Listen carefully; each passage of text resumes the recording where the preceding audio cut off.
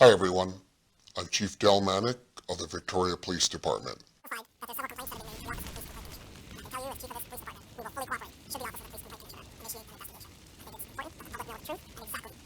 I know that the investigation process is police investigating police, and I've never That's actually not true. And I've never heard any follow-up. Sure, so okay. what has happened to the officers that used excessive force against the Indigenous youth? Sure. So I think what has to happen here is, What has happened? well, I don't have the latest update on it, but we have actually, police don't investigate police here in the province of British Columbia. We have what's called the Office of the Police Complaint Commissioner, so it's important to recognize that there is actually a civilian body that does not report to the police, and they conduct all investigations of any type of alleged misconduct against the police, including some of the allegations that you have stated. So So if you don't leave now, I'm going to place you under arrest. You know how to put an official police complaint? Oh yeah, I'm doing that for sure, yeah. So you know how to do that? That's the way you feel to spend our province's resources. You know, we don't need to carry the car. You don't need to become belligerent. I will arrest you. There is a concern. We've got two people set up in front of our police station with cameras right now. So ID, I can identify you. This is an investigation, so sure, yeah. Would you please depart? Have a business card? No, I'm not going to give any. I'm not going to deem myself or nothing like that at all. the police are there to make sure that everyone is safe. But we have to also look at what the facts are, right?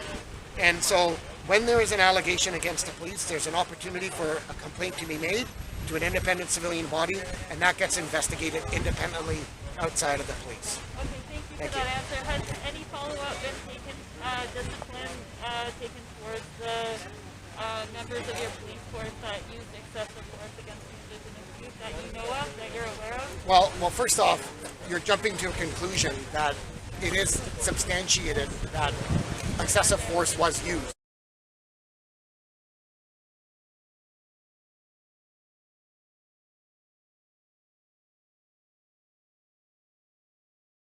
But I want to just let you know, as a police chief of color, the first police chief of color within our 163-year history of the Victoria Police Department, that as a police chief and a person of color, the other thing I want to share with you is that we have a number of Indigenous officers within the Victoria Police Department.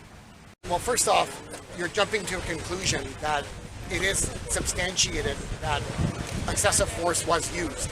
I don't know the circumstances of what you're talking about. Following the arrest of protesters last Wednesday, there's a lot of misinformation that's being shared online about the protests, and especially about the actions of the Victoria Police officers, that the Victoria Police were acting in the lawful execution of their duties. The arrested protesters were not youth. Protesters were not denied medical care. Protesters were not denied food and water. Our officers experienced verbal and physical abuse. I can tell you that there was active resistance, obstruction in getting in the way of police doing their job. Our officers were pushed, they were kicked. But I will tell you that it is thoroughly investigated, and if the allegation is substantiated, then it's up to the discipline authority to decide on what sort of misconduct or what sort of discipline is ruled out, depending on the egregiousness of that misconduct.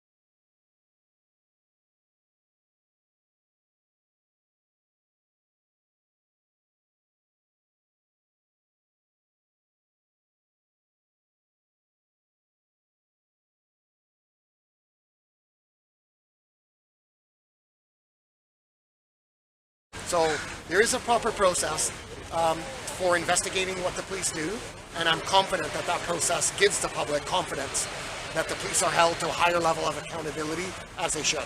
Thank you. All right, thanks.